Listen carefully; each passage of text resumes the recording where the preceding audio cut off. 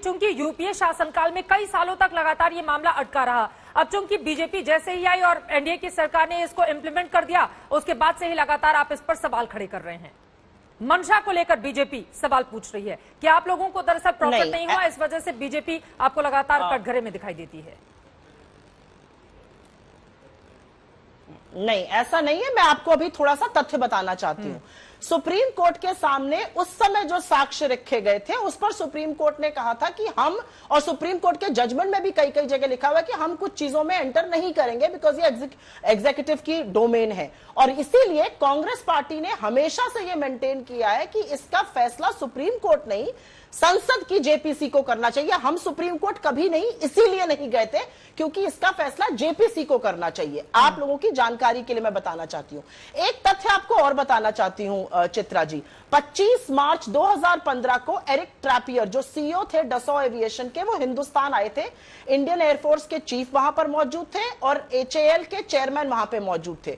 उनकी प्रेजेंस में उन्होंने कहा था कि एचएएल और डसॉ की बात चल रही है, हमारा एमओयू जल्दी साइन होगा। ये 25 मार्च 2015 की बात है। 26 मार्च को डसॉ का अग्रीमेंट 24 घंटे के अंदर रिलायंस के साथ साइन हो जाता है। 10 दिन पहले प्रधानमंत्री के फ्रांस जाने के, जो 10 अप्रैल को प्रधानमंत्री जी फ्रांस गए थे। अब मैं एक बात आपको और बता देती हूं, ओलांड जी की बात हो रही है, मैक्रोन जी की बात हो रही है, इन दोनों के अलावा रिलायंस की भी तफ्तीश कर रही है ये पब्लिक प्रोसिक्यूशन सर्विस फ्रांस की। ये बताना यहां पर जरूरी है क्योंकि यहां पर सुप्रीम कोर्ट की बात हो रही है। सुप्रीम कोर्ट के सामने सरकार ने भ्रमित करते हुए कहा था हमने सीएजी को साक्ष्य दे दिए हैं, जबकि वो कागज दिए नहीं गए थे। ये बताना जरूरी है। और थोड़ी सी जानकारी के लिए जरूर बता देना चाहती हूं कि जो लोगों ने यह तय किया था वो तो आज आपकी गोदी में बैठे हुए हैं, तो उनकी विश्वसनीयता पे क्या सवाल नहीं उठाना चाहिए क्या इस पूरे मुद्दे पर? क्योंकि एक पार्टी में इसकी वो हो रही है, भ्रष्टाचार हो रहा है, इसकी प्रोब हो रही है, इसका इन्वेस्टिगेशन हो रहा है, फ्रांस कर रहा है। हम हाथ पे हाथ धरे बैठे रहेंगे? ये पब्लिक फंड का पैसा है, ये करदाताओं का पैसा है।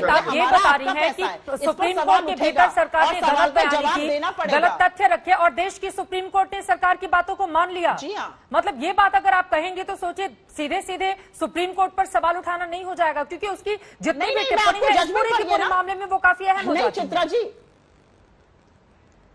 मैं उत्तर दे दूं जरा, इनको जानकारी थोड़ी कम है। मैं बहुत अहम टिप्पणी ही कर रही हूं। मैं तो फिर से कह रही हूं, जिन लोगों ने ये जजमेंट दिया था वो आज आपकी गोदी में बैठे हैं, बिना नाम लिए मैंने सब कुछ बोल दिया यहां पर। मैं एक चीज और बोलना चाहती हूं, प्रधानमंत्री जो किसी की ब्याहता पत्नी को 50 करोड़ की गर्लफ्रेंड कहते हैं, वो हमसे उम्मीद करते हैं हम शालीन शब्दों का प्रयोग करेंगे। और एक बार जो बार बार झूठ बोला जाता है, राहुल गांधी जी ने प्रधानमंत्री को चोर कहने के लिए माफी नहीं मांगी थी, सुप्रीम कोर्ट को गलत कोट कर देने के लिए माफी मांगी थी। ये मैं आपको ऑन रिकॉर्ड बोल रही हूं, इसको जितनी बार चाहिए रिपीट कर दीजिएगा। उन्होंने सुप्रीम कोर्ट को गलत कोट किया था, इसलिए उन्होंने रिग्रेट किया था। नहीं, जुड़ा हुआ नहीं था।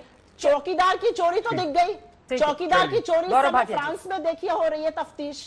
चौकीदारी ने तो देखिए, चित्रा जी शांत हो जाए। लगता है इतना कमजोर बैटिंग करती हैं कि बाद में भी बोलती रहती, घबरा ही रहती हैं कि मैं बोल नहीं पाई, लोगों को समझा नहीं पाई। सबसे पहले तो खानदानी चोर, मेरी घबराहट की चिंता मत करिए, अपनी बात करिए। चित्रा जी को शांत करा